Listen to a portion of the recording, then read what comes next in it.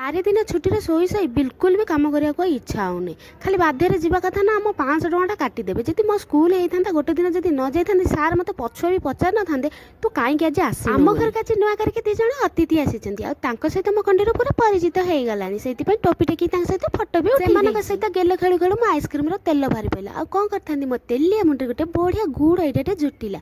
ମୁଁ ସେଇ ଜରିରେ ପୁରେଇକି ତାକୁ କୁଚୁମାଚ କରିଦେଲି, ଆଉ ମୁଁ ତାକୁ ଖାଇଲି। ହେଲେ କାନ ମୁଣ୍ଡ ପୁରା ଝିମଝିମ ହେଇଗଲା। ଏତେ ଥଣ୍ଡା ହେଇଯାଇଥିଲା, ଆଖିର ପାୱାରଟା କେତେବେଳେ କମିଗଲାଣି ମୁଁ ବି ଆଉ ଜାଣିପାରୁନି। ମୋତେ ଦେଖାହେଲା କି ଆମ ଗାଁ ଦୋକାନୀ ଟଙ୍ଗେଇଥିବା ମିକ୍ସଚର ବୋଲି।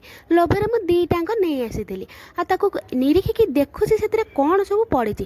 ଖୋଲିକି ଯେତେବେଳେ ତାକୁ ମୁଁ ଖାଇଲି, ପାଟିଟା ଖାଲି ଖଟା ମିଠା ହେଇଗଲା। ନା, ଇଏ ଆମ ଗାଁ ଦୋକାନୀ ମିକ୍ସଚର ନୁହଁ, ମୁଁ ଭୁଲରେ ନେଇ ଆଣିଛି ବୋଧେ। ବଡ଼ ଲୋକମାନେ କୁହନ୍ତି ସନ୍ଧ୍ୟାବେଳେ କିଛି ନ ଖାଇଲେ ଭଲ, ଆଉ କିଛି କିଛି ବଡ଼ ଲୋକ ଅଛନ୍ତି କୁହନ୍ତି କି ସନ୍ଧ୍ୟାବେଳେ ଖାଇଲେ ବି ଭଲ।